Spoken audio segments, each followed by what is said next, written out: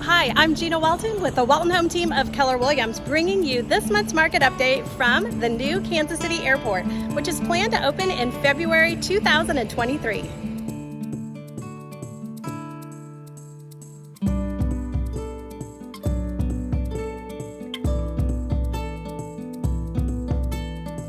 Hey Kansas City, it is time for our June market update and question of the month.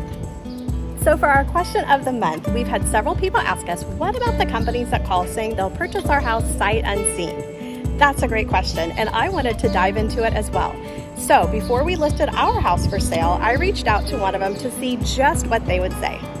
Each company has its individual fees, prices, and what they will pay for the house. However, the particular one that I reached out to, I would have saved about $4,000 in commission had I allowed them to purchase my house sight unseen, and I would have lost $25,000 in the purchase price.